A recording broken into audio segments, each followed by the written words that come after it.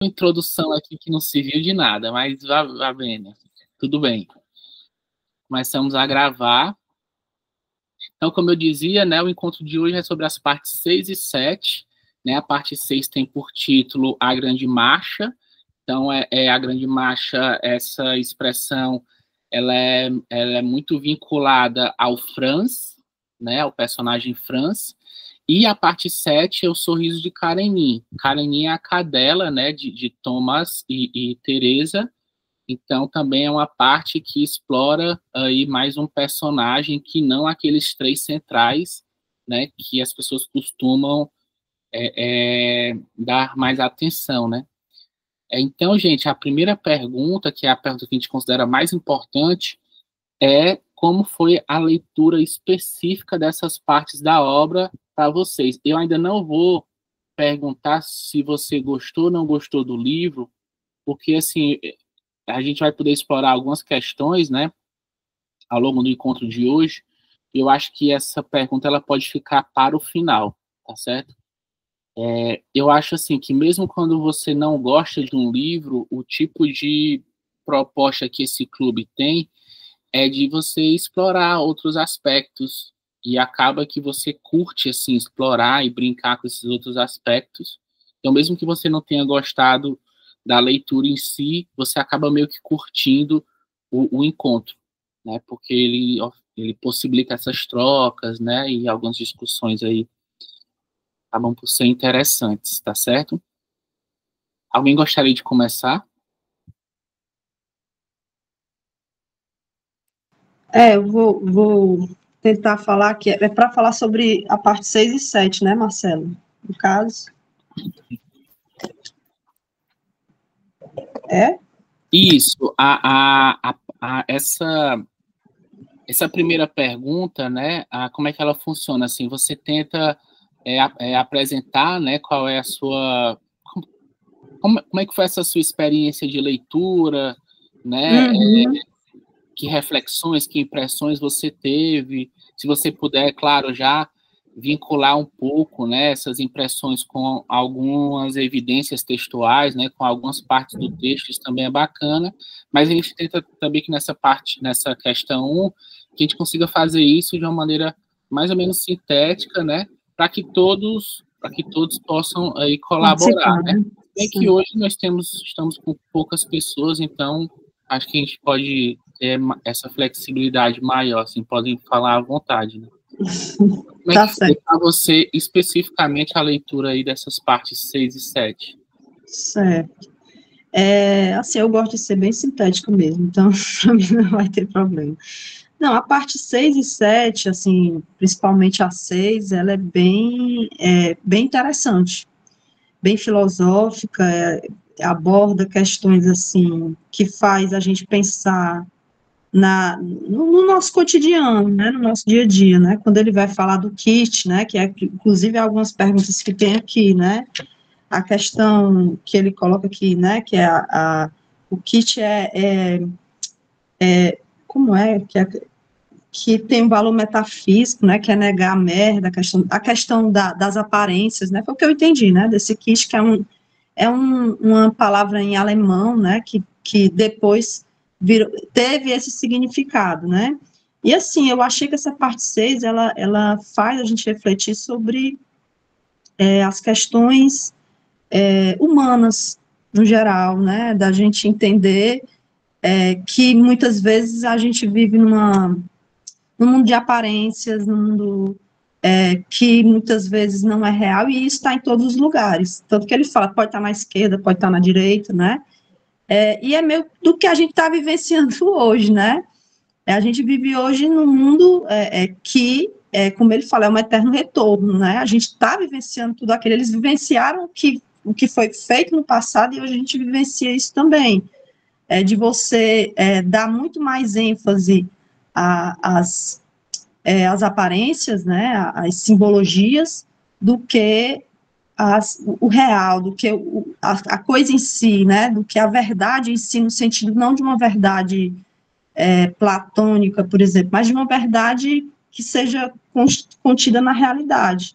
Então, eu achei, assim, interessantíssimo, né, o papel desses personagens, né, nessa trama, né, nessa parte 6, quando ele vai falar da Sabina, né, da crítica que ela faz ao regime político, e aí ela coloca essa importância aí desse quiche, né, da esquerda, né, do stalinismo, e aí ela vai colocar, né, que escondem esse tipo de atrocidade, mas ela deixa bem claro que o problema dela não é as atrocidades do regime, né, aliás, não é o regime em si, o comunismo em si, mas a atrocidade, né, mas o que ele faz. Ela não é contra o comunismo, né, como se coloca aqui no texto.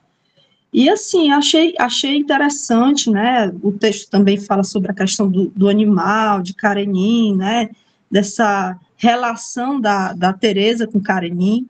Então, é um livro, assim, para mim, repleto de coisas que fazem a gente pensar. E a questão da leveza é algo que eu estou fazendo a segunda leitura, e é algo ainda que estou pensando muito, né? O que seria essa leveza? E o que seria esse peso, né? Essa coisa pesada de se viver? Será que Sabina estava, não digo correta, né? Porque não queria utilizar essa palavra, mas será que Sabina estava se sentindo bem nessa suspeita leveza?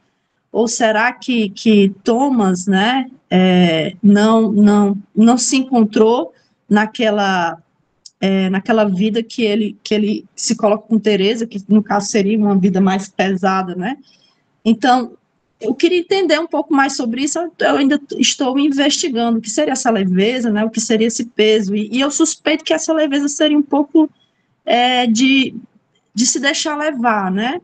Até que ponto esse não se deixar levar, ele pode ser algo que faça bem individualmente, que ele não vai te trazer nenhum malefício individual.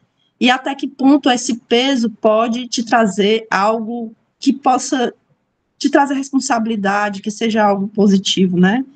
Então, assim, tem muitas coisas, né, que eu gostaria de enfatizar aqui, né? O livro vai falar também da cadela, né? Enfim, essa parte aí eu li, mas ainda estou pensando mais. Mas é mais ou menos isso.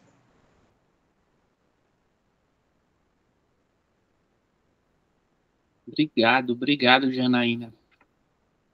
Realmente, assim, as questões são questões bem desafiadoras, essa do kit, em particular, essa da leveza. Inclusive, o modo como essa parte 6 começa, né, com uma discussão sobre o filho do Stalin, né? A gente já vai até, daqui a pouco, explorar essa questão, porque é uma questão importante para entender o problema da leveza, né? E aí lá na frente vai ser importante também para entender o próprio problema do kit. Fabi, você gostaria de dar sua contribuição aí das partes 6 e 7? Ah, sim. De novo, boa noite. Assim, essa parte 6 e 7, para mim, foram as mais difíceis, assim, as menos agradáveis, eu acho. Eu não sei se é porque eu já estava cansada do livro, não sei. Serviu também para nos lembrar que esse livro não é sobre os 4, né? Não é sobre casais, não é sobre nada disso, mas a parte 6, essa questão do kit eu não entendo muito, né? Já é a segunda vez que eu estou lendo e é uma parte que eu não consigo nem pesquisar muito, me aprofundar, então, para mim foi um pouco cansativo, né? Mas você reavalia um monte de coisa e você vê que a vida é isso, né? A vida não é só... São várias situações que acontecem, inclusive, que não tem nada a ver com você, tá? De acordo também com o cenário político que você está vivendo, que você está fugindo, que você está voltando, que você está regressando e tudo. Então, assim, a parte 6, para mim, foi assim, bem difícil. Essa parte do Stalin também, eu falei, gente, mas por que nessa altura do campeonato eu estou lendo isso? Então, assim, não ficou confortável. E a parte 7... foi uma parte que eu sofria.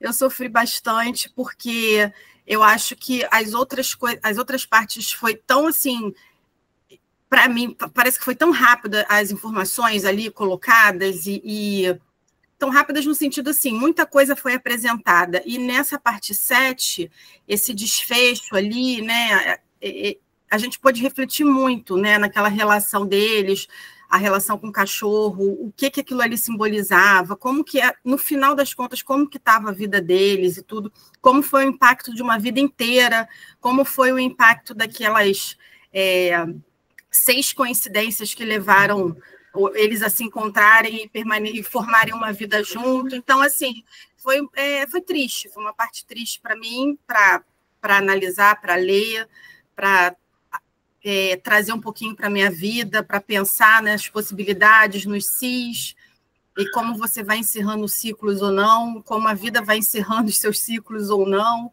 Então, assim, a parte 7 eu acho que foi um desfecho adequado para o livro, mas que não me fez bem, né? Assim, não é que não me fez mal, mas eu não queria estar lendo aquilo, eu não queria estar lendo dessa forma. Mas te tira da zona de conforto também, né? Você não está aqui para ler só conto de fadas. E essa reavaliação que as pessoas vão fazendo no finalzinho da vida, que eu já comecei a fazer na minha também, então é algo que sempre vai te despertando, né, para as reflexões. Mas esse trecho final assim foi o menos prazeroso assim para mim, né? Eu penso, a minha cabeça não funcionou muito bem. Na 7, bem melhor, né? Mas na 6, eu não estava querendo ler sobre o Kit, eu estava preguiçosa, então eu não foi muito agradável assim uma leitura. Li porque eu tinha que ler e tinha que passar por ela para chegar no 7, né? Mas é isso, foi assim. Obrigado, Fabi. Gente, vocês recordam, né? Boa noite, Erineide, seja bem-vinda. Vocês recordam, assim, que o nosso clube tem muito uma coisa que é assim, né? Você chega, então a primeira pergunta são as suas impressões, né? E aí você vem aqui, aí você volta ao texto, você pega um trecho, você pega uma frase, você vem de novo aqui. Então, é um clube que costuma fazer esse exercício, que é esse exercício de retorno ao texto. E a gente faz de uma maneira que eu considero, assim, interessante, né? Interessante, divertido até, sabe? E algo foi que eu fiz aqui, né? Eu estou elaborando os questionários, né? Sempre posto lá no Instagram, mas agora vocês vão ver o seguinte, que no questionário agora, ele já vem uma indicação, né? Já vem uma indicação de onde você pode, né? Então, a pergunta, ó, vem aqui, ó, parte 6, capítulo 2, né? Então, você vai discutir essa questão. Por que ele começa pela história do filho de Stalin, assim, tipo, existe uma razão, sabe? Uma razão importante ali, né? Para isso, né? E, deixa eu pegar aqui. Então, vocês vão observar aí, ó, que cada uma das questões agora eu já vou orientando, ó, para a parte e o capítulo onde ela se encontra, né, de modo que você vai poder fazer a consulta, né, tanto antes do encontro como fazer aqui mesmo, né, como a gente costuma fazer normalmente, né, ó. Então, eu acho que com essas questões, eu acho que vocês vão compreender um pouco mais, assim, essa história de Kit, sabe? Eu tenho uma coisa que é assim, né? Às vezes, quando algo parece muito difícil no começo, e todo começo ele é difícil, às vezes é bom a gente pegar já como aquilo se desdobra, entendeu? Então, assim, você vê. Enfim, o título da parte 6 chama A Grande Marcha. Vocês me ouvem e me veem? Estão vendo a apresentação? Sim, eu não consigo ver aqui vocês, eu estava na outra tela. Não, sim, tá perfeito. Vocês me veem, né? Então é isso, ó, a parte 6, né, ela tem como por título, né, a Grande Marcha, né? Então aqui no capítulo 13 da parte 6, você tem ali uma definição ali do que seria a Grande Marcha. Nas partes anteriores já havia havido uma antecipação do que era a Grande Marcha como um comportamento tipicamente europeu, muito muito bem desenvolvido a partir ali da Revolução Francesa, né? Mas que os europeus eles continuam assim, né, incorporando, né, essa ideia da Grande Marcha. E a Grande Marcha ela se torna o kit político que une todas as pessoas de esquerda. A Grande Marcha, gente, não é só a ideia de uma união de pessoas, também é a ideia da união das pessoas em prol de um progresso, em prol de um mundo melhor. Então, essa perspectiva, né, de estar unido em prol do progresso e de um mundo melhor, né, essa seria, digamos assim, a essência da Grande Marcha. Então, o símbolo da Grande Marcha são pessoas com os punhos levantados, né? Aquela coisa, né? São pessoas que, sabe, de certo modo, romantizam essa ideia da luta, essa ideia do progresso, essa ideia sabe, da caminhada para um mundo melhor, né? E, então, assim, você vai entender o kit indo primeiro ali, talvez, as suas implicações. Então, dos capítulos 15 até ali o 21, né, você vai ver esse desdobramento na viagem que o Franz faz ao Camboja, né, para participar ali, né, para acompanhar os médicos da Cruz Vermelha, para que esses médicos façam ali uma intervenção, um auxílio, né, naquele conflito, né, o Vietnã, se eu não me engano, o Vietnã do Norte, ele estava ocupando, né, o Camboja, e aí essas pessoas estavam lá para prestar um auxílio, né, e aí a gente vai entender como é que isso funcionou, qual o tipo de comportamento que essas pessoas tinham. E acho que isso aí também vai ajudar a gente a refletir um pouco sobre alguns conflitos da nossa época. Alguns conflitos geopolíticos, eles são de tal natureza que você se sente impelido a se posicionar a respeito, né? Então você precisa se posicionar a respeito. Mas se posicionar a respeito às vezes não significa assim um algo mais além do que palavras, né? Um algo mais além do que palavras. Então, esse grupo, né, do qual o Franz faz parte, é um grupo que tem dificuldade assim de ir além das palavras, né? Então, há situações em que o homem está condenado a dar espetáculo. A dar espetáculo é isso, é se comportar como um grupo de teatro, né, que enfrenta um exército. Então, assim, muitas vezes a tua forma de lutar contra certas injustiças e opressões e o poder, né, o poder real, né, o poder violento, né, às vezes essa tua forma de lutar, ela não consegue ser mais do que performance. Não consegue ser mais do que algo performático. Então, nessa circunstância em que a tua forma de luta não consegue ser mais do que algo performático, você acaba se vinculando a certos símbolos, né? Então, assim, nessa marcha, né, lá do Camboja, você vê, assim, de uma parte, algumas pessoas de esquerda se vinculando a certos símbolos, a certas bandeiras, mas de outra parte, pessoas dentro de uma cultura americana, norte-americana, né, estadunidense, essas pessoas também se agarrando a outros símbolos, né? Então, assim, essas pessoas, elas passam a se comportar até como se esses símbolos fossem mais importantes, né, do que algumas coisas muito concretas, alguns problemas muito concretos, né? Então, é um risco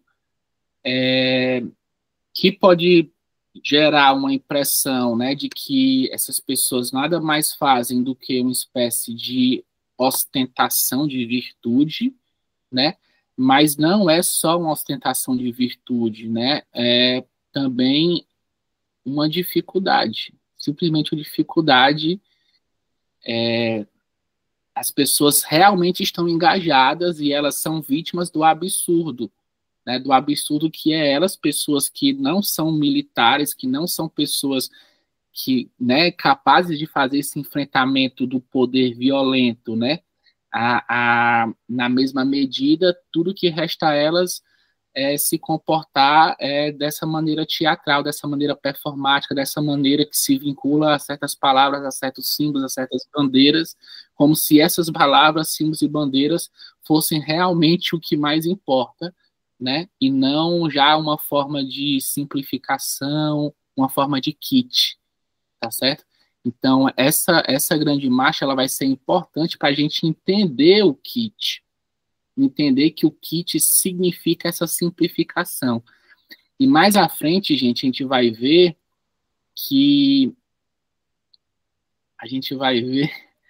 que outra forma de simplificação, outra forma em que o kit ele se manifesta na nossa vida é na morte. Na morte. É impressionante como, assim, as pessoas, ao morrerem, elas são, de certo modo, simplificadas, né?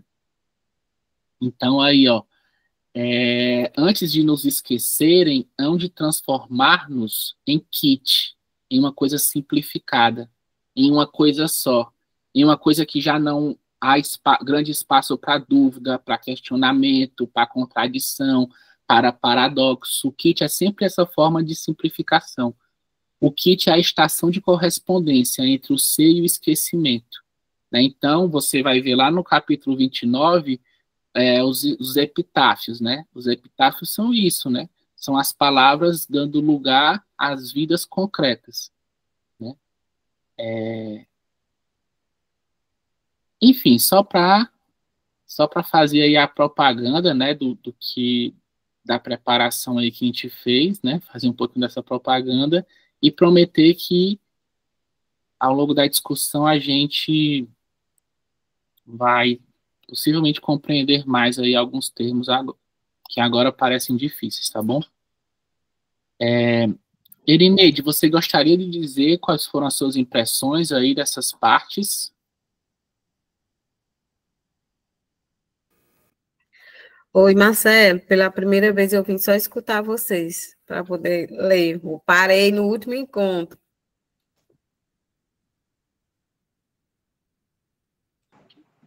Marcelo, eu queria só, você falou aí, eu achei interessante, mas se tiver alguma pessoa para falar também, eu passo a vez, né? Tem alguém que queira falar? Não, pode falar, Janaína, pode falar. Pronto. Você falou do Stalin, né? Aí eu me lembrei aqui de umas coisas que eu achei bem interessante, né? Quando ele vai falar do Stalin, né? Que ele vai dizer que sujava de merda, né? Eu não sei o que era aquilo, né? Tipo, o broche dele lá, né? E aí ele era obrigado, né? Pelos outros oficiais ingleses na época da Segunda Guerra Mundial para poder limpar aquilo ali. Ele se recusou. Tanto se recusou, né, que morreu eletrocutado, mas pelo que eu entendi, não foi ele, não foram que mataram ele, né? Ele mesmo se jogou lá, não sei, com raiva, enfim. E aí ele coloca uma citação no texto, né? Se o Filho de Deus, que no caso, o filho de Stalin, né, pode ser julgado pela merda, a existência humana perde suas dimensões e adquire uma leveza insustentável, né? E assim, eu achei bem interessante isso, né? Porque o que é uma guerra? Né? O que é que motiva as nações a fazerem guerra, né? E aí, o filho do Stalin optou a lutar por uma coisa que não era algo que é lutado por numa guerra, né? E aí o livro dá exemplos, né? Por questão de território, né? Você luta por isso, por aquilo, e acaba sacrificando milhares e milhares de pessoas. Ou seja, na minha opinião, a guerra é uma estupidez, né? Total. Total, exatamente. E a atitude do filho do Stalin, assim, a meu ver, é uma atitude, assim, que ele se revoltou com um problema, né, que é o problema da merda, mas, assim, um problema que para mim é muito mais valoroso do que o próprio problema da guerra, né, que é você colocar milhares e milhares de pessoas, né, para morrer, né, numa situação que às vezes nem mesmo elas têm consciência disso. Se você for ver na Rússia, né, aquele conflito Rússia e Ucrânia, milhares de jovens russos estão morrendo atualmente e a Rússia fica fazendo propaganda para trazer pessoas para o seu país, né, jovens, por quê? Porque já está numa situação de mortalidade muito grande, né, então, assim, eu achei interessante quando ele trata disso, né, porque essas grandes revoluções, elas tratam a guerra como se fosse algo, assim, muito valioso, muito grandioso, mas, assim, não se tem a noção do quanto isso é maléfico, do quanto isso traz de desastre, né, para a humanidade. E a outra coisa que você falou sobre a Grande Marcha, que eu achei, assim, extremamente interessante, que me aproximou demais, né, me fez ver coisas, né, que essa questão da Grande Marcha, ela, como eu disse a você na hora que eu falei, né, ela remete muito ao que a gente vivencia hoje. Eu não sei onde é que vocês moram, mas eu sou daqui de Fortaleza, aliás, eu nasci em Fortaleza, mas atualmente eu moro na cidade de Russas. E em Fortaleza eu participava muito de movimentos sociais, movimentos estudantis, né, e o discurso, né, a quiste é a mesma, né, essa ideia dos símbolos, essa ideia de uns terem, né, uma visão e outros terem outra visão e acabam se unindo, e é aquela briga, né, e ainda aquela ideia do passado, daquele comunismo romantizado, de pessoas que divergem desse tipo de pensamento, né, e que ali, cada um com as suas bandeiras, cada um com a sua forma de ver, mas que estão ali representando em nome de uma fraternidade, né, em nome de uma solidariedade, e isso é muito comum na esquerda no mundo todo, né, até hoje. Então, isso acontece todos os dias, todas as horas, e eu participei de todas elas, né, de peito aberto, querendo, mas assim, teve uma hora que aquilo, para quê? Como? Por quê? Como é que, entende, assim, foram várias, estou dizendo assim, uma questão pessoal, mas, enfim, mas é só um mero desabafo. Então, eu achei interessante esse livro, porque tanto na questão pessoal, como a outra colega disse, não se trata apenas do romance em si, mas também na questão política eu me identifiquei, essa questão da leveza, essa questão do peso, que para mim, esse peso seria, no caso de Thomas, seria a tomada de uma responsabilidade, que eu acho que é importante essa tomada de responsabilidade, né, em certa medida, não aquela coisa engessada, mas uma responsabilidade com o amor, né, que no caso é o amor de Teresa. Enfim, eu me identifiquei muito com o livro, e já escutei pessoas que, né, leram o livro e disseram que não gostaram. E eu como? Só que como eu tinha lido só uma vez e não anotei, agora que eu estou anotando mais, porque eu estou tentando responder as perguntas, eu não conseguia defender o livro, né? Mas, assim, eu achei muito interessante. Não vou dizer que toda leitura que eu faço é interessante. Por exemplo, eu leio o José de Alencar porque é obrigado, mas eu não me identifico muito, né? Mas essa leitura eu me identifiquei. Era isso. Obrigado, Janaína. Eu me identifiquei muito com a tua fala, porque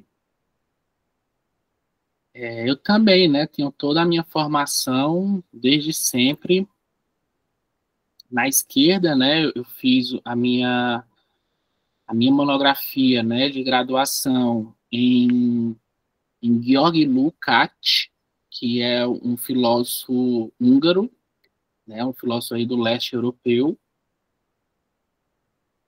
muito importante ao longo do século XX, né, ele viveu toda essa experiência aí, né, da União Soviética. O país dele, porque assim, né, tipo, uma coisa que o Kundera trata aqui no livro, uma coisa que é central aqui no livro, é a questão da culpa dos comunistas, né? O Thomas, ele escreve um artigo comparando os comunistas ao comportamento do Édipo Rei. O Édipo Rei, né, ele matou o próprio pai, mas ele não sabia, e ele desposou, deitou com a própria mãe, mas ele não sabia. Na hora que ele soube, ele não achou que tinha menos responsabilidade. Ele não disse assim que, ó, por ele não saber, ele não tem responsabilidade alguma. E aí ele acabou, ele sangrou os próprios olhos, né? E abandonou o trono e saiu da cidade. E aí o Thomas pergunta, o que aconteceu em 1956, em fevereiro de 1956. O que aconteceu foi uma coisa chamada o 20º Congresso do Partido Comunista, que foi um congresso no qual foi revelado ao mundo os crimes que ocorreram no período em que Stalin estava no poder, né? As perseguições, né? Enfim, os extermínios, etc, etc. Então havia, sim, uma esperança, né, de que, olha, os caras revelaram isso que aconteceu, então vai haver uma mudança aí de norte, entendeu? E aí as pessoas foram se frustrando, porque essa mudança concreta ela não ocorreu. Assim, muitas iniciativas de democratizar o regime, elas foram sufocadas, né? Porque a verdade é que dentro da União Soviética ela se comportava com os países ali do leste, né? Ela se comportava de uma maneira que lembrava, para esses países do leste, que lembrava o Império Russo. O Império Russo anterior sempre, né, atuava, intervia nesses países, né? Enfim, chegava a proibir a língua dos países, chegava, enfim, uma série de coisas que a gente vê aqui também no livro, né? A gente vê aqui também no livro isso acontecendo com o Dubček, né? O Dubček, que era essa liderança aí, né? Lá na Tchecoslováquia, né? E, então, assim, o autor que eu estudei na graduação e no mestrado, que é o Lukács, ele achou também, em fevereiro de 56, que as coisas iam mudar, né? E aí ele voltou para a Hungria, se reuniu com as pessoas e vamos avançar para uma reforma democrática aqui na Hungria, né? Só que em outubro de 56, essa reforma democrática ela foi sufocada, ainda em outubro de 56. Quer dizer, poucos meses depois. E todas as lideranças que buscavam essa reforma, né, democrática, eles foram ou fuzilados ou tiveram que, né, se exilar, e o próprio Lukács ele saiu do país e depois ele voltou, e nessa volta ainda havia dúvida se na volta ele não seria pego, né, exterminado. Então, assim, esse tipo de obra, para quem é de esquerda, para quem tem uma formação de esquerda, para quem conhece o desenrolar da história, é uma história que a gente se identifica mesmo. A gente se identifica mesmo, né? Tem uma frase numa obra chamada O Gorgias, do Platão. A frase é assim, a retórica é a adulação da política. A retórica é a adulação da política. A política ela deveria cuidar do bem comum, ela deveria cuidar da justiça. Mas os políticos, em vez de realmente cuidar do bem, eles apenas usam palavras, eles usam da retórica. Então, a retórica é a adulação da política. Assim como a cosmética é a adulação, né, da saúde. Então, em vez de você cuidar da sua saúde, você vai lá e usa algo cosmético, algo superficial, para, digamos assim, disfarçar um processo de deteriorização. Só que chega uma hora que esse processo de corrupção e deteriorização, ele é tão grande que já nenhuma cosmética, nenhum disfarce é capaz de, né, de dar conta. Então, a retórica é do mesmo jeito. Então, assim, essa palavra adulação para mim é importante, porque, assim, tem uma questão filosófica que é se você é capaz de distinguir um amigo de um adulador. E as pessoas dizem assim, eu sei como distinguir um amigo de um adulador, é só permitir que as pessoas falem francamente com a gente. Então, você pode, Janaína, me falar as coisas na minha cara, sabe? Você pode dizer tudo que você pensa de mim na minha cara. Irineide também, Fabiana também.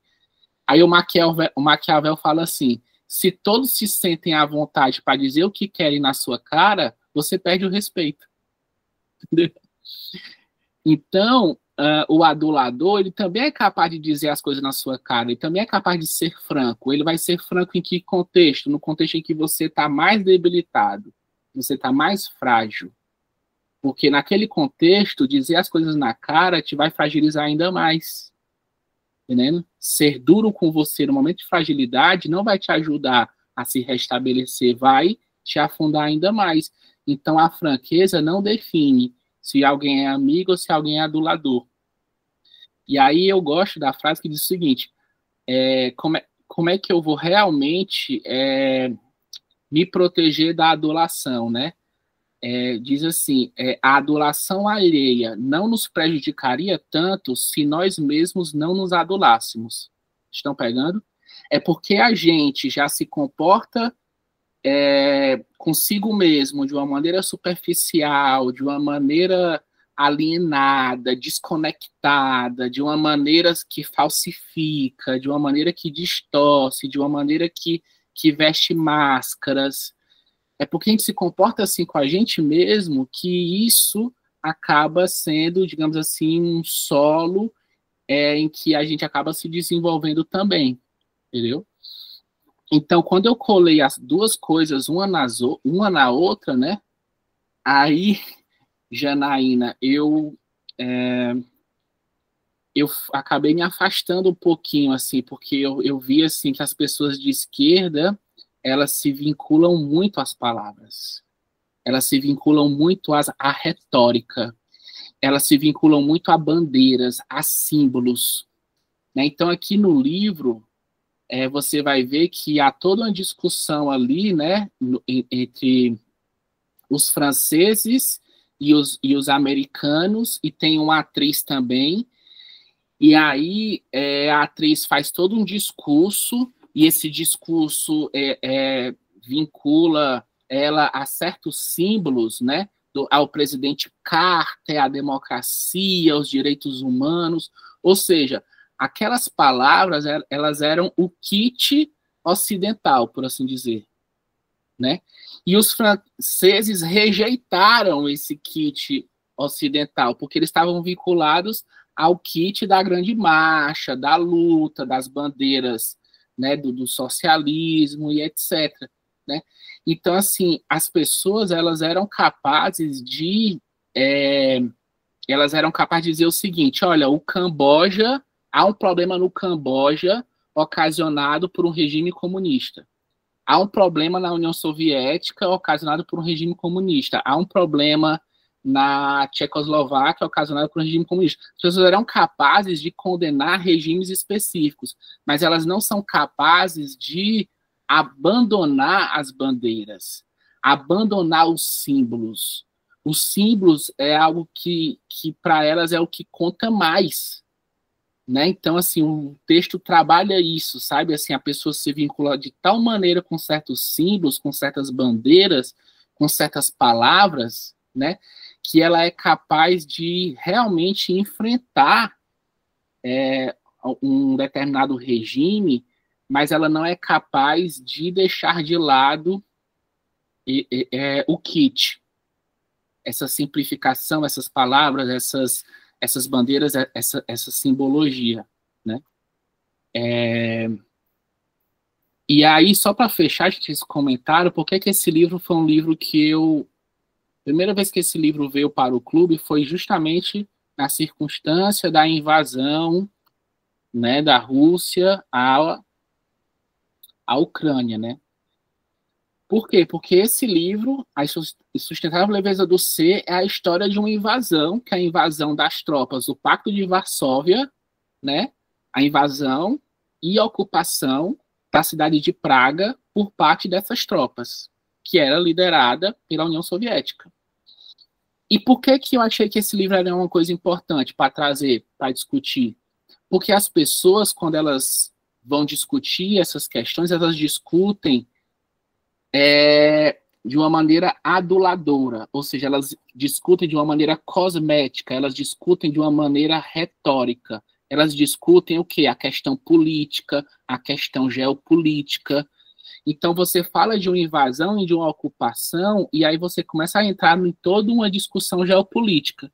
Então, se você, por exemplo, tem uma visão geopolítica mais realista, aí você vai falar que, na verdade, a Rússia ela teve uma atitude de se antecipar a possíveis agressões futuras, ela foi quase que pressionada a isso, e etc, etc. Se você tem uma perspectiva geopolítica liberal, né, você vai dizer que a Ucrânia sofreu uma agressão na sua autonomia, no seu direito de escolher se vincular ou não à OTAN, a ter um regime democrático. Então, assim, as pessoas ficam discutindo geopolítica, mas não é isso que a gente faz quando a gente discute esse livro. A gente não discute geopolítica. A gente discute um impacto concreto na vida das pessoas de um país ocupado. E é por isso que a gente se emociona com Teresa, e é por isso que a gente se emociona com Thomas, e é por isso que a gente se emociona com a Sabina no exílio. Porque quando isso acontece, milhões de pessoas são deslocadas. Não é verdade? Então, assim, em vez de discutir a geopolítica, esse livro nos aproxima, digamos assim, de compreender as diversas camadas que significam uma invasão e uma ocupação. Embora esses personagens não existam de verdade, né? Mas você consegue compreender ali algumas facetas, alguns elementos, né? E, então, Janaína, essa parte aqui do filho do Stalin, eu vou ler, gente, aí eu fecho aqui esse comentário, tá? O filho do Stalin, olha aqui, essa palavra metafísica é uma palavra importante aqui no livro, tá certo? Porque muitos problemas derivam dessa palavra metafísica. Por exemplo, o problema dos intestinos de Deus é um problema metafísico. O problema da dualidade entre o corpo e a alma é um problema metafísico, porque vai desembocar no problema da identidade pessoal. Quer dizer, a Teresa não se via no corpo dela. O corpo de Teresa não era Teresa. Teresa reivindicava que ela era uma outra coisa além do próprio corpo. E uma outra questão que tem a ver com metafísica é essa discussão do peso e da leveza. Porque o peso e a leveza vai determinar se a tua existência ela tem sentido ou se a tua existência é carente de sentido. Se a tua existência é carente de sentido, você vive no absurdo, você vive no niilismo, entendeu? Mas se a tua existência tem um sentido, né? Aí isso não quer dizer que é mais fácil, não é uma existência mais fácil, é uma existência que tem lá as suas complicações, tá certo? Então, o que é o peso do ponto de vista metafísico? É a abertura para o sentido, era a abertura para a gravidade das coisas, né? E o que é a leveza? E a leveza é a possibilidade de que, enfim, tudo seja vão, tudo seja tanto faz, algo indiferente. É por isso que o livro começa falando do peso e da leveza, e o exemplo que o livro dá é a Revolução Francesa. Ela diz assim, No mundo do eterno retorno, o mundo do eterno retorno, uma ação ela é importante, uma ação ela é grave, uma ação ela é carregada de sentido. Então, se as cabeças que rolaram, né, por efeito das ações de Robespierre, se essas cabeças estivessem no mundo do eterno retorno, as pessoas teriam uma relação, né, com as revoluções sangrentas, elas teriam uma relação, digamos assim, mais cautelosa, entendeu? Mas é porque as pessoas tomam a própria Revolução Francesa de uma maneira distanciada, como se fossem apenas palavras, apenas certas abstrações, apenas uma certa dinâmica política que está lá longe e que não diz respeito a uma vida concreta, é por causa disso que a gente encara essas coisas com a leveza que elas não têm. Com a leveza que elas não têm. Tá certo? E o filho do Stalin aqui, a abertura da parte 6, ele não aceita esse mundo de uma leveza total. Ele não aceita, porque para ele é um mundo de indiferença, é um mundo de indistinção. É um mundo em que o Polo Norte se aproxima do Polo Sul, né? Então, assim, gente, há dois momentos em que a palavra insustentável leveza do ser, há dois momentos em que a palavra insustentável leveza do ser, há dois momentos em que essa palavra ela aparece nesse romance. A primeira vez é para falar sobre Sabina no final da parte 3, quando ela recebe a notícia da morte de Teresa e de Tomás, né? Ela percebe que toda a caminhada dela, que é uma caminhada de traições, de fuga, de não compromisso, toda a caminhada dela é uma caminhada de uma leveza insustentável. O próprio Franz, ele que era o amante que ela abandonou porque queria abandonar, ele não veio atrás dela. E pior, assim, tipo, o Franz logo na sequência passou a se relacionar com uma estudante, com uma jovem, e a esposa do Franz também nunca, tipo assim, nunca teve ciência da Sabina. Então, assim, ela, sabe, é como se ela nunca tivesse nem existido na história do Franz, embora para o Franz existisse ainda como uma imagem, como uma ideia, né? E a segunda vez em que a palavra sustentável leveza do ser ela aparece é agora, e eu vou ler para vocês, que é justamente na história do filho de Stalin, tá bom, gente? Tô falando muito, eu não sou disso, vocês sabem, né? Sou mais de ficar ouvindo. Na página 240 aí, né? Na segunda página da parte 6, né?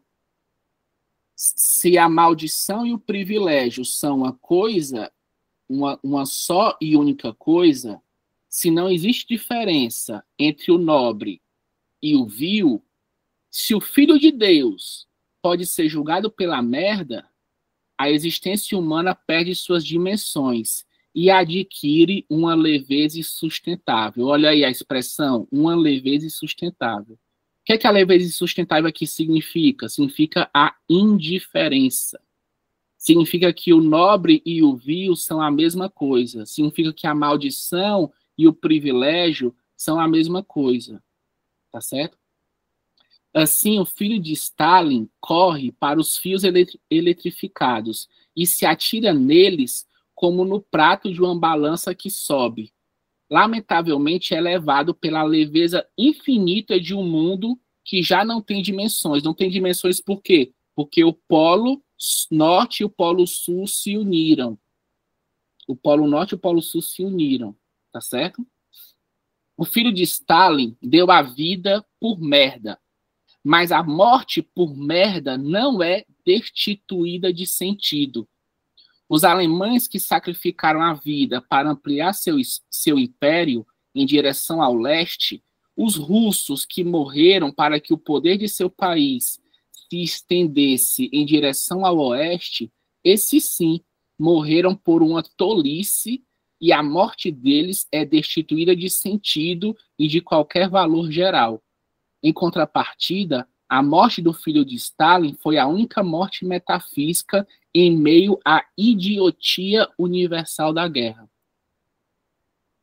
Tá certo? Então, assim... Perfeito. Muito, muito interessante. Eu gostei demais. Não estava nem conseguindo ver essa parte aqui do livro, mas, assim, quando ele vai falar sobre essa merda, eu penso também, você conversando aí, que poderia ser morrer com consciência, entendeu? Morrer sabendo o que está fazendo, porque numa guerra a gente não sabe o que está fazendo. É os outros que estão querendo que a gente faça por eles, né? Por esses símbolos, por essa quiche, né? Não por mim mesmo, né? E o filho do Stalin, né? Com todos, que eu não conheço a história dele, mas conheço a história do pai, né? Com todos os seus problemas, ele escolheu racionalmente, conscientemente morrer por alguma coisa, que eu acho que é muito mais nobre, né? E essa questão da insustentável leveza do ser, eu penso que a insustentável, que a leveza é tão grande, né? A indiferença é tão grande que ela não se sustenta, ela vai cair. Eu acredito que seja nesse sentido também, né? Que o Kundera transmitiu o título, né, do livro.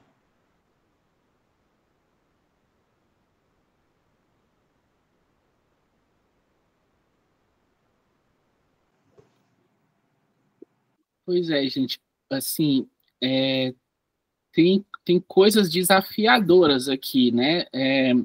O Kundera está dizendo que a morte dos russos e dos alemães, desses que combateram guerras, que eram guerras, digamos assim, na visão do Kundera, guerras estúpidas, guerras sem sentido, guerras absurdas, né? Então, essas pessoas que morreram nessas guerras absurdas, essas pessoas têm uma vida menos significativa do que alguém que morreu por merda, né? Alguém que morreu por merda.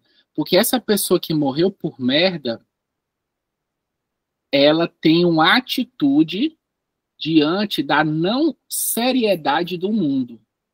Ele tem uma atitude diante da leveza do mundo, da indiferença do mundo, entendeu? Ele se compromete a levar a sério, né, uma realidade que não tem seriedade nenhuma, entendeu? Então, assim, ele não está dizendo que essa atitude do filho do Stalin é a melhor atitude possível, mas é pelo menos assim uma forma de se posicionar sobre o problema. Então, assim, o Thomas, por exemplo, ele é alguém que está indeciso em relação a esse problema. Ele está indeciso se ele se entrega à leveza das coisas ou se ele assume o compromisso, se ele assume a seriedade, tá certo? Aí lá na frente você vai ver que o livro vai fechar com isso, né? Com essa ideia de compromisso, né? O livro vai falar sobre que a vida de Teresa e Thomas é uma vida que é ao mesmo tempo feliz e ao mesmo tempo triste, em que a alegria e a tristeza elas andam juntas, porque essa é a natureza de uma vida com compromisso, entendendo? Não é uma vida purificada, entendendo? É uma vida em que coisas que são aparentemente contraditórias, elas estão presentes e elas caminham e elas, né, têm os seus momentos de conflito e etc, etc. Mas essa é a natureza do compromisso, né? Estou falando demais hoje. Então aqui, gente, a pergunta: como a história do filho de Stalin ilustra essa conexão entre a perda de distinção, nobre e vil, e a leveza insustentável? Quer dizer, a leveza insustentável é justamente o produto dessa indiferença, dessa indistinção, né? O filho de Deus ser morto por merda, né? Então, assim, você concorda com essa interpretação filosófica? Né? Marcelo, deixa eu só perguntar aqui uma coisa para você, porque tem um trecho que eu não me lembro onde é que está no livro, mas eu copiei aqui, que você acabou de ler.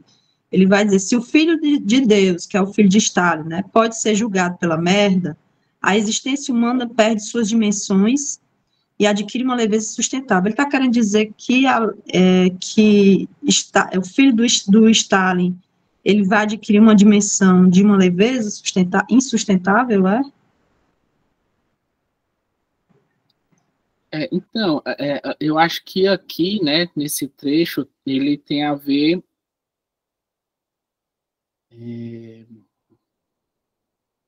tem a ver, assim, Janaína, assim, em termos metafísicos, né, pelo menos nos termos metafísicos que o Kundera tenta desenvolver nesse livro, né?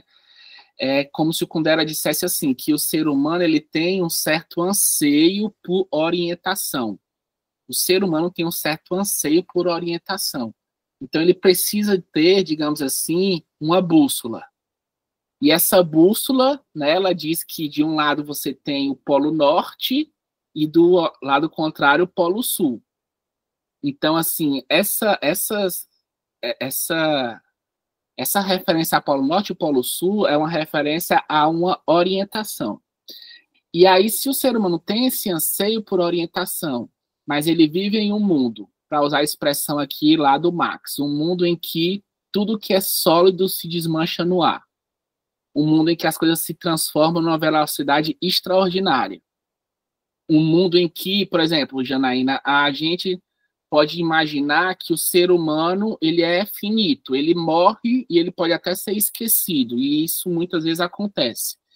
Mas a gente consegue imaginar que uma nação, que um país também é capaz de desaparecer, de ser riscado do mapa, entendendo? Pois o Kundera diz que a experiência que a Tchecoslováquia teve, a experiência que a invasão que Praga sofreu, é uma experiência que reforça um sentimento de vários países do leste, que é o sentimento de que eles podem desaparecer. Por quê? Porque isso já aconteceu, segundo aqui o Kundera nesse livro, com os lituanos, isso já tinha acontecido com os ucranianos.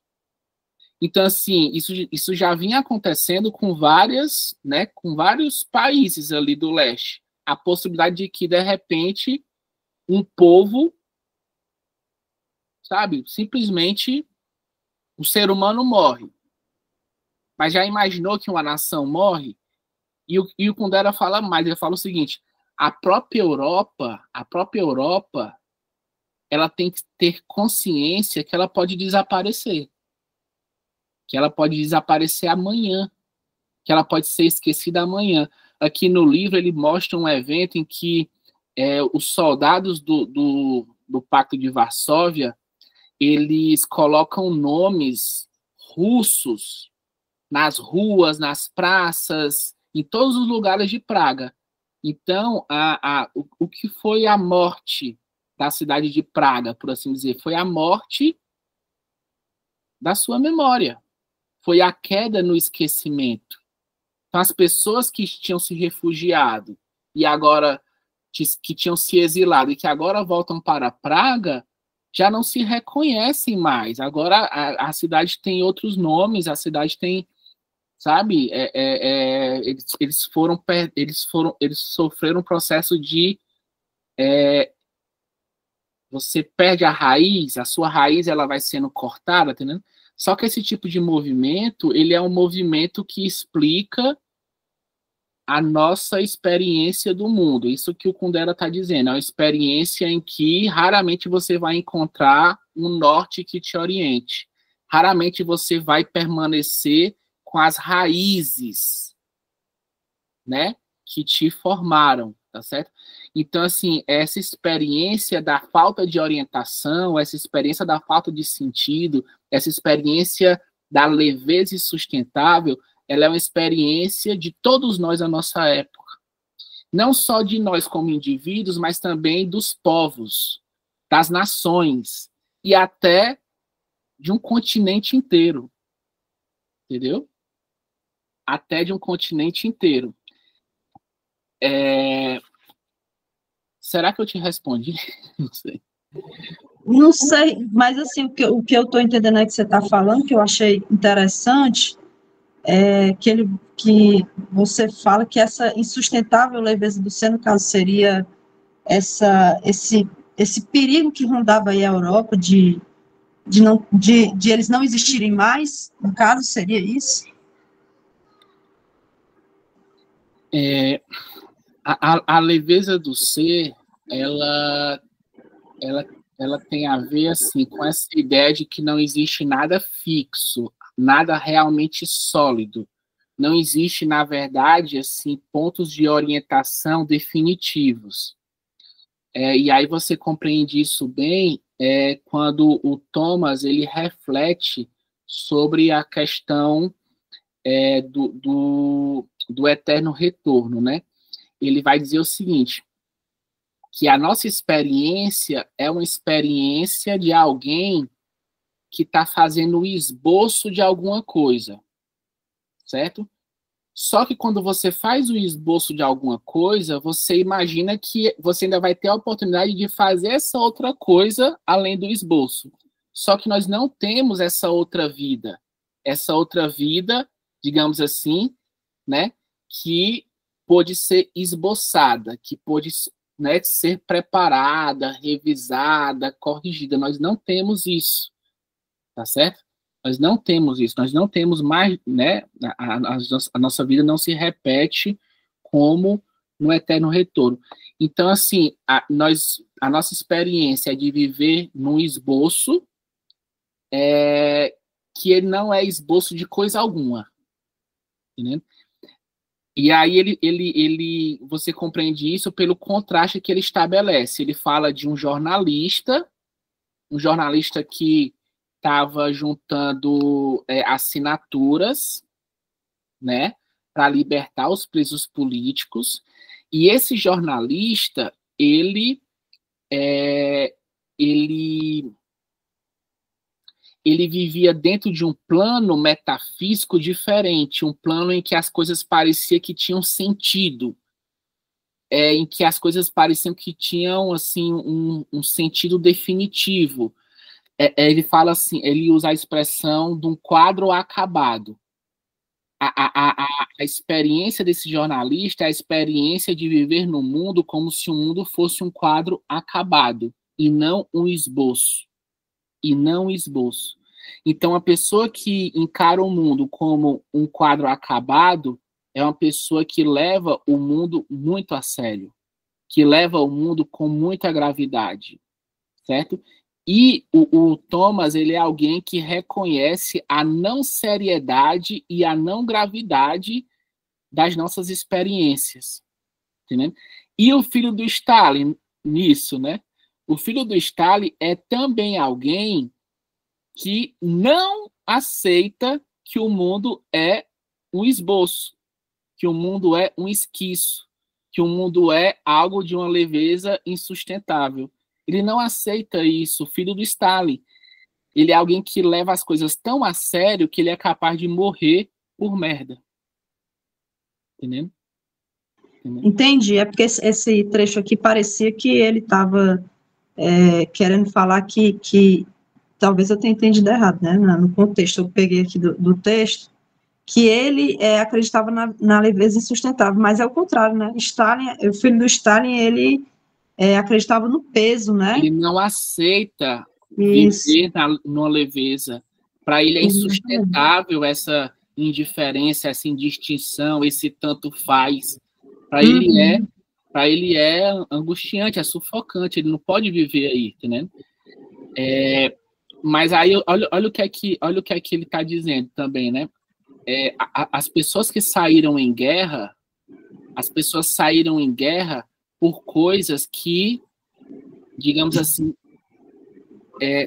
são coisas assim mais sem sentido ainda, são coisas mais absurdas ainda. Então as pessoas estavam dispostas a matar e a morrer por coisas ridículas, por coisas vãs, tá certo?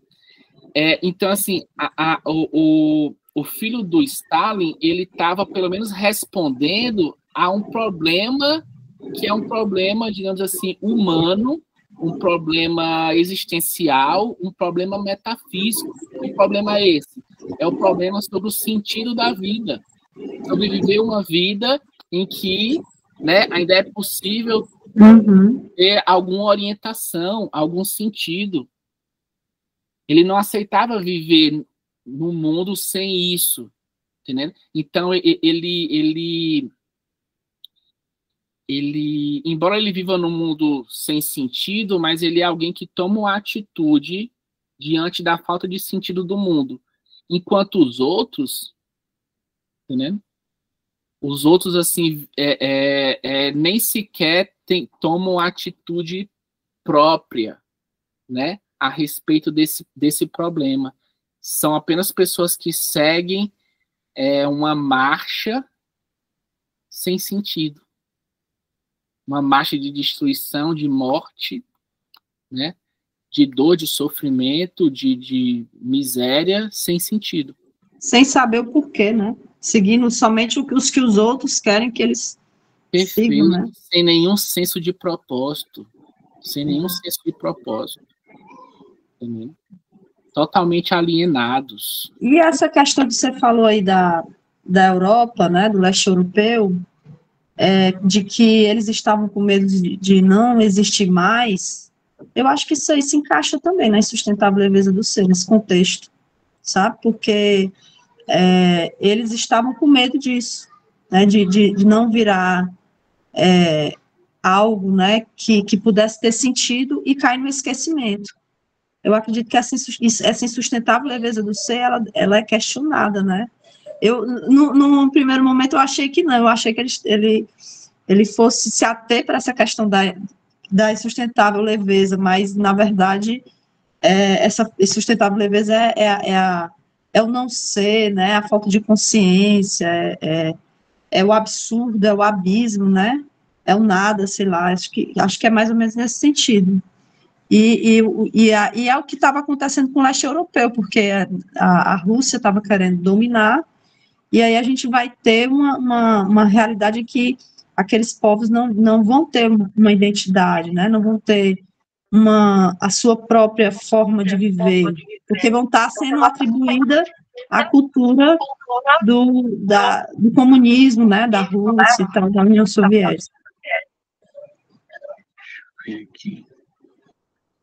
Janaína, acho que o meu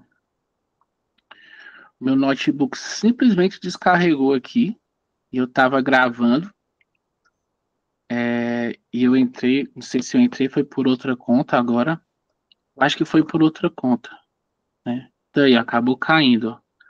Eu vou tentar entrar pela minha conta regular, tá bom? Já volto. Ok.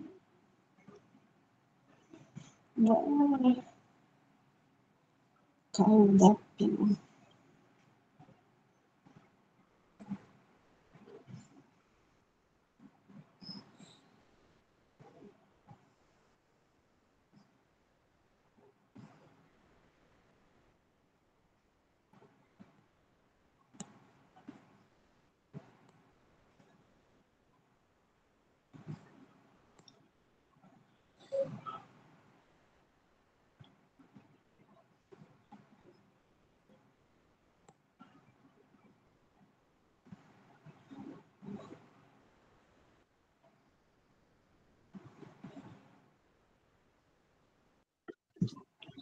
Pronto. Deu certo, né? E voltou. Pronto. Não sei se você pegou a parte que eu falei sobre a questão da Europa, do leste europeu. Sim, exatamente. Assim, inclusive, essa visão do Kundera, Janaína, por incrível que pareça, ela não tão incrível que pareça, né? Essa visão dele é a visão de muitos europeus hoje. E é por isso que eles estão dispostos assim, a botar dinheiro, né? E até a fazer um enfrentamento contra uma potência extraordinária, né? Bélica, que é a Rússia. Porque na cabeça deles é assim, primeiro vai a Ucrânia, depois vai, né, outro país, primeiro a Ucrânia, depois os países ali da Lituânia, Letônia, Estônia, né? Esses países já foram também, né? No passado já foram ocupados também, né? Então, assim, pode ver que os países que são mais dispostos, né? É ali a Estônia, é a Letônia, a Polônia, né? Esses países são os mais dispostos ali a, sabe, se puder até enviar soldados, entendeu? Porque para eles, assim, é como se a Ucrânia estivesse fazendo o enfrentamento, bloqueio, né? Assim, entendeu? Porque a gente tem dúvida se a Rússia tem pretensões expansivas, né? De expansão territorial, né?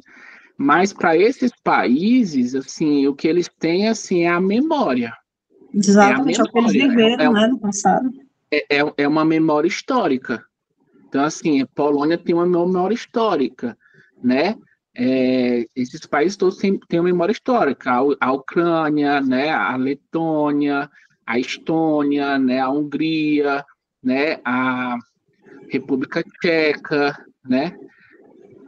Enfim, eles têm uma memória e o que a memória deles diz é o seguinte: já aconteceu antes. Aconteceu em séculos passados. Tipo assim, é um comportamento de império que é anterior à União Soviética. A gente até esperava que a União Soviética não tivesse um comportamento semelhante. Mas dizem que o Stalin ele teve uma atitude do tipo nacionalista mesmo, do tipo que resgatou, né, assim, aquilo que era próprio do império anterior, né? E a culpa que todo mundo bota no Stalin, né? Os problemas todos da Rússia é do Stalin, já percebeu? O erro do comunismo é do Stalin. E se a gente for perceber, assim, pelo menos do que eu leio, né, da esquerda, do Marx, do próprio Lenin, né, não é uma culpa só dele, entendeu? Não é uma coisa, é algo que foi construído. O Stalin foi que teve coragem, né, força, né, para colocar esse quiche adiante, entende? Mas a boca da esquerda é dizer que o comunismo é bom, a culpa é do Stalin, né? E os próprios escritores da época, né, na França e tudo, como ele diz no livro, eu não sabia, né? Mas se você não sabia, como Thomas fala, né, no Édipo Rei, por que você não furou seus olhos, né? Por que você não saiu daquela lógica, daquela ideia, certo? Mas, assim, como você diz, são os iludidos, né? Assim, eu vejo, porque a leitura marxista é uma leitura, sim, boa, né? É uma leitura que ela é importante, mas, assim, ela é colocada, pelo menos dentro da universidade. Eu sou formada em filosofia, né? Como, assim, algo superior, né? Algo, assim, fundamental na história da humanidade. E ela é parte da história da humanidade, assim como são os outros escritos, né? Platão, Sócrates, e que a gente tem muitas críticas, né, a fazer desses filósofos, né? E para mim, eu acho que ele é fundamental, que todos são fundamentais, né, a meu ver, dentro da história da filosofia, mas a esquerda, e como a universidade ela é colocada, ela coloca esses autores de esquerda mais num patamar superior, né? Eu tenho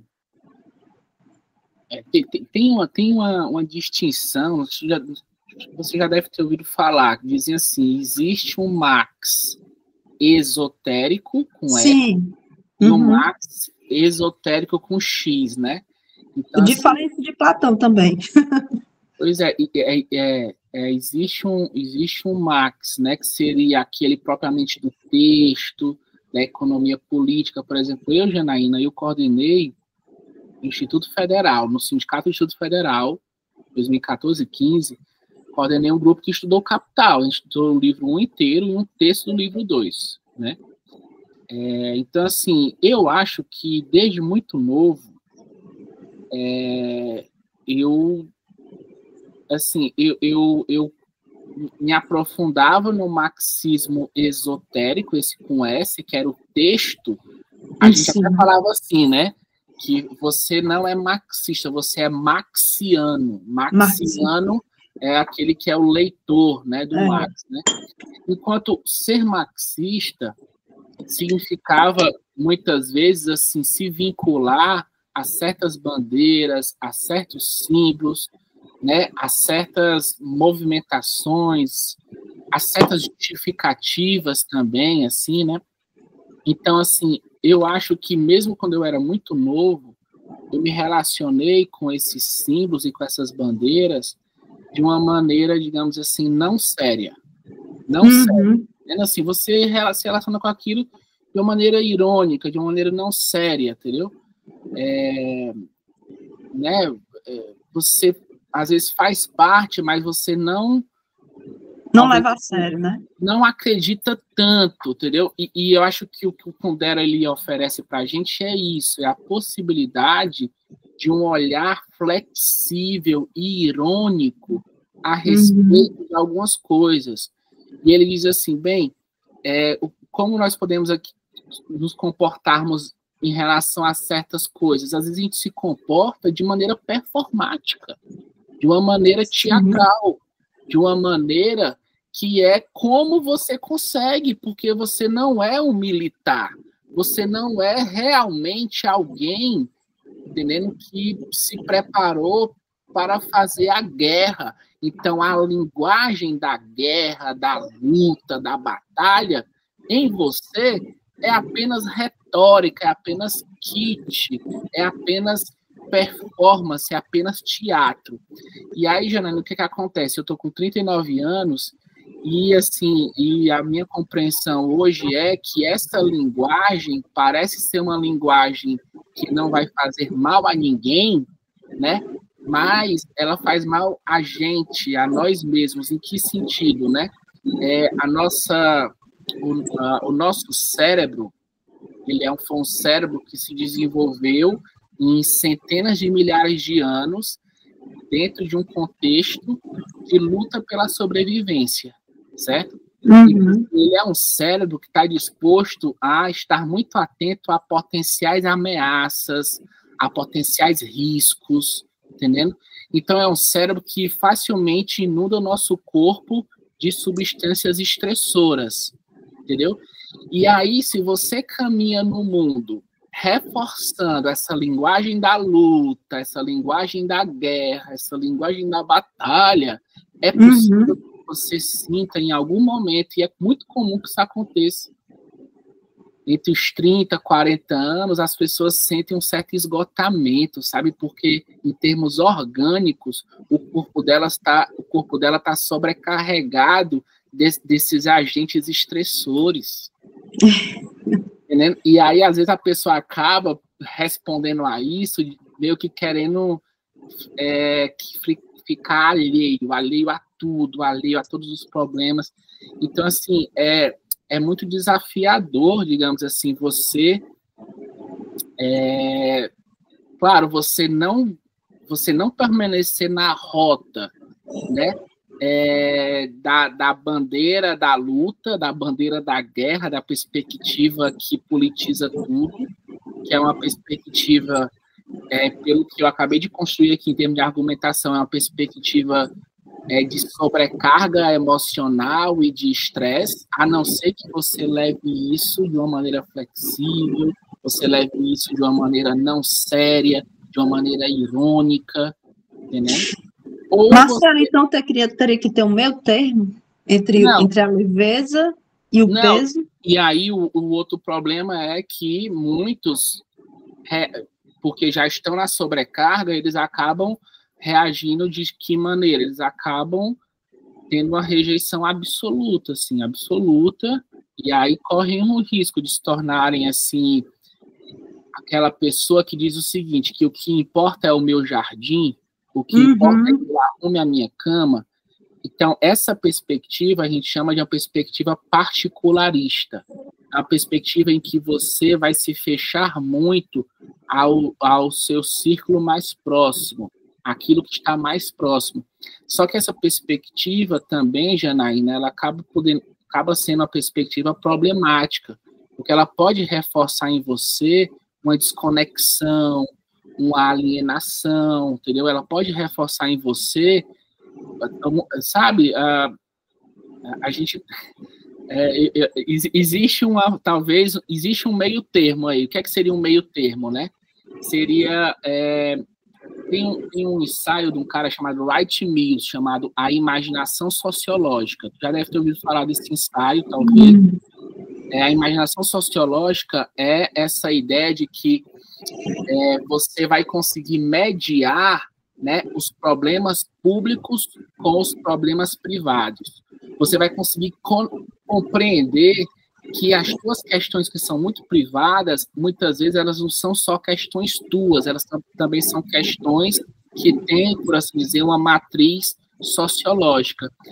Só que você, quando você compreende isso, em vez de você reforçar, né, uma perspectiva de alienação ou uma perspectiva de mobilização constante, né, de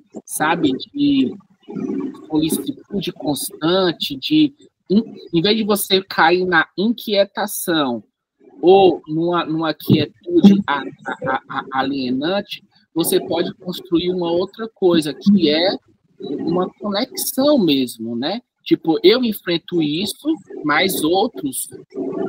Um exemplo da pandemia, assim, na pandemia você só era capaz de responder bem se você não só cuidasse de você mesmo, mas você também se conectasse e entendesse que aquele problema não era um problema só privado, particular, individual, mas também coletivo.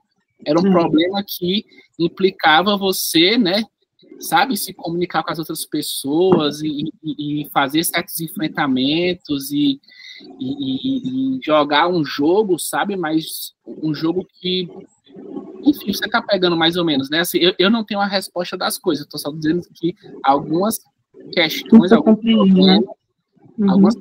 alguns problemas, eles se manifestaram também para mim, né, ao longo do tempo, né, então, assim, eu acho que eu ainda tenho algum vínculo com o Max esotérico, e eu acho que eu nunca tive um vínculo tão forte com esse Max esotérico com X, assim, e quando eu tive, eu acho que eu nunca consegui levar aquilo de uma maneira tão séria. Né?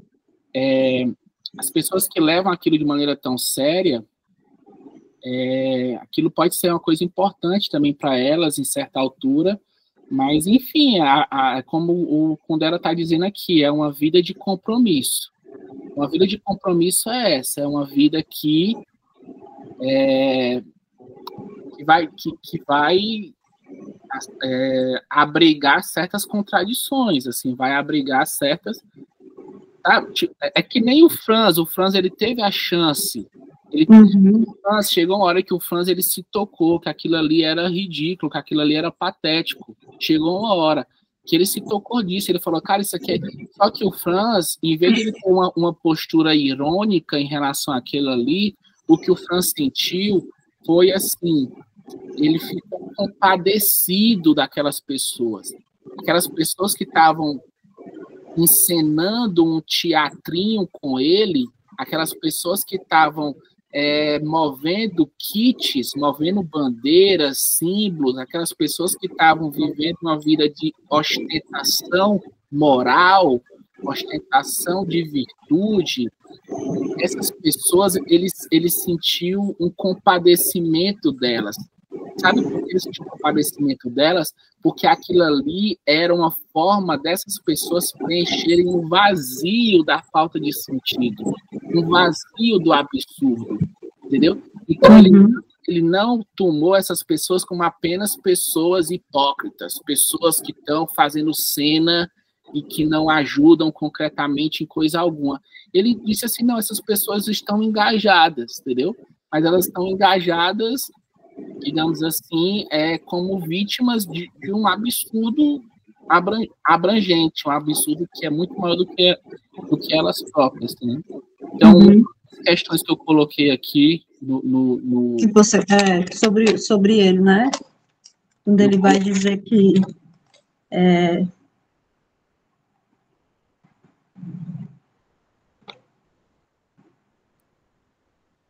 deixa eu ver aqui.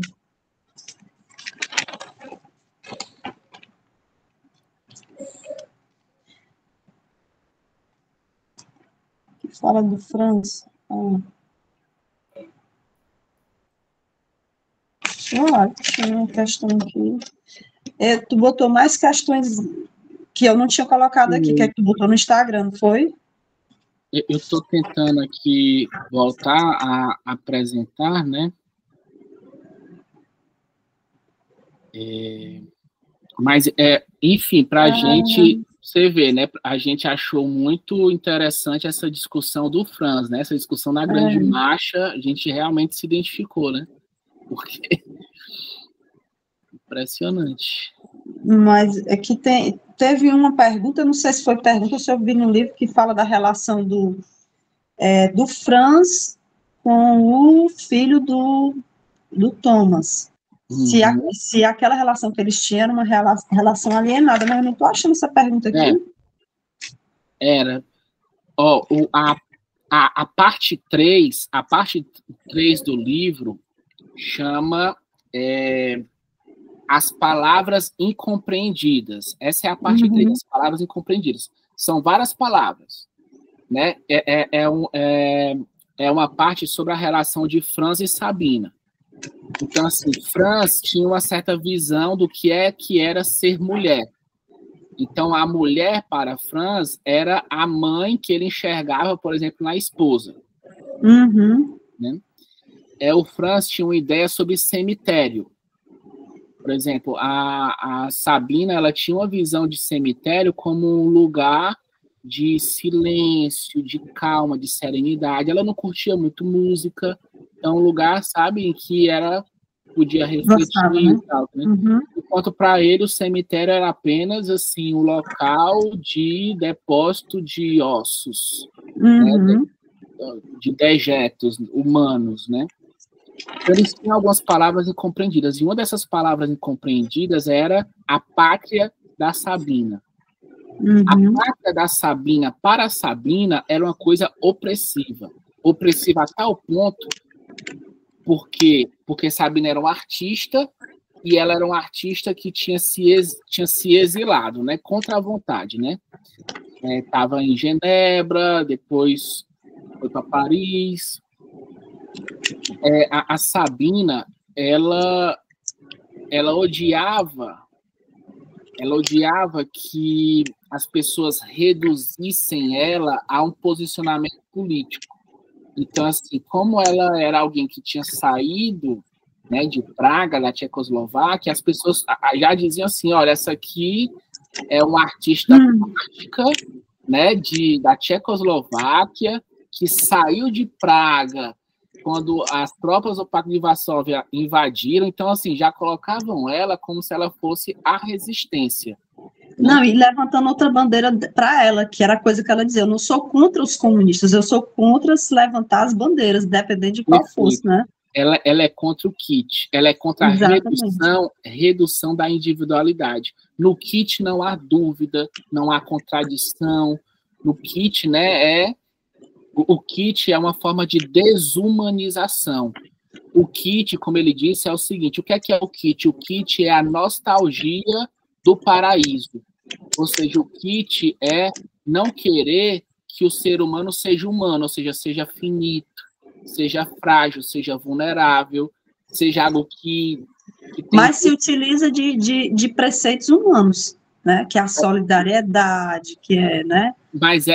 Mas essas palavras, solidariedade, são vazias, humanidade, né? São palavras assim que servem para unir e, portanto, para abstrair das vidas concretas. Então, assim, é isso. A única forma de você unir é uniformizar e abstrair das vidas concretas, né? E aí ela odeia isso, ela odeia esse tipo de reducionismo, de simplificação. Ela não quer ser vista como um artista de resistência, porque isso é uma forma que... Ela diz o seguinte, ó, na minha pátria, a pátria da Sabina, ninguém realmente pergunta se você joga bem ou não futebol. E ninguém nunca me perguntou se eu pinto realmente bem ou não, se eu faço arte realmente bem ou não. Sabe o que é que as pessoas perguntam? Qual é o posicionamento político? Exatamente. Porque, assim, dependendo do teu posicionamento político, não importa se tu joga a bola bem ou se tu faz arte muito bem. O que importa é que agora a tua arte e o teu futebol vai ser enquadrado dentro de uma certa coordenada política que reduz tudo, que simplifica tudo. Então, ela é contra essa politização, esse politicismo, por assim dizer. Que foi feito em todos os estados totalitários, né? Não só o comunismo, né? Não, mas isso é feito aqui no Brasil também. E é feito, todo lugar, quer dizer, tipo, quando a pessoa conversa com a outra, segundo a Sabina, ali na pátria dela, a pessoa está todo tempo avaliando se que tipo de reputação você tem. E reputação aqui significa reputação em relação a posicionamentos políticos. Entendeu? Então é muito doloroso assim que a tua existência seja uma existência direcionada à reputação. Uhum. É uma forma assim muito opressiva de viver, né, dependendo da reputação, porque você não tem realmente um posicionamento político. Às vezes você tem o quê? Só uma vontade de manter uma reputação, entendeu? Porque se você tiver algumas posições que não são aquelas, né, predominantemente aceitas, você já pode ser vista como alguém que não é um partidário suficiente, ou alguém que é um inimigo em potencial, alguém que tem um potencial de ser um subversivo. Janaína, isso é muito louco. O Kundera, ele trabalha muito bem isso, né? O autor que eu estudei, que é o Lukács, ele tem um testamento político que ele fala o seguinte, cara, eu tenho um problema aqui na minha rua. Vamos supor, tem um problema no teu condomínio, entendeu? Então, quando tem um problema no teu condomínio, as pessoas podem se reunir em assembleia para poder resolver um problema. Quando tem um problema na tua rua, as pessoas deveriam ter direito de se reunir em assembleia para poder lidar com aqueles problemas, entendeu? Só que o Lucas está dizendo que a coisa estava num nível tão sufocante e perturbador que uma mera reunião, né, de bairro, uma mera reunião no condomínio poderia ser visto como uma associação, né, que estaria fazendo o jogo do inimigo externo. Que era o inimigo externo? A OTAN. Então, uma associaçãozinha. Então, é sobre isso, sabe, Janaína? Tipo, as pessoas falam o seguinte, liberdade de expressão, você poder dizer o que você quer dizer e o que você pensa. Esse livro trabalha muito isso.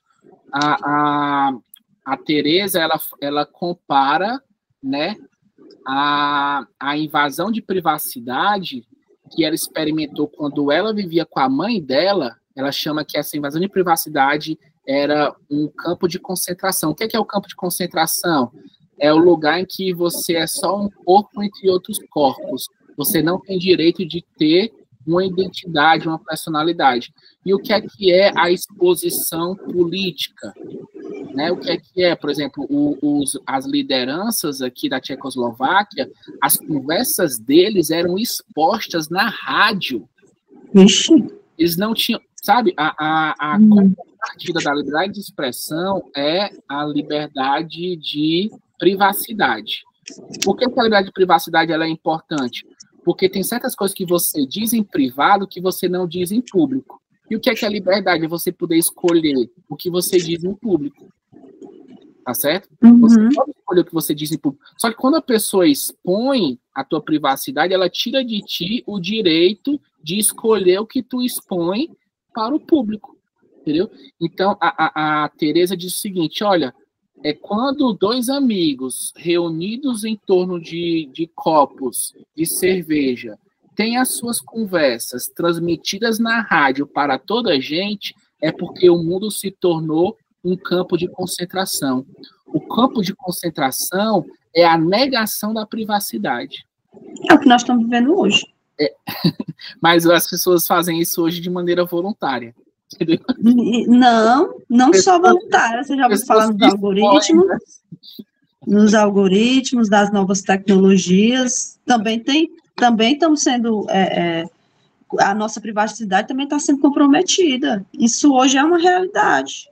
Tem a questão do voluntário, mas tem também a questão de ser involuntário, roubando dados, né, incentivando as pessoas a fazerem coisas porque sabem do que elas gostam, ou seja, estão invadindo, né? É uma certa forma, só que com motivos diferentes, obviamente, né? Tem uma... Então, assim, tipo, essas questões, elas são importantes, né? Que é, tipo, essa coisa da a liberdade de associação. Você poder se reunir com as pessoas, isso é uma liberdade garantida, é considerado um direito civil, entendeu?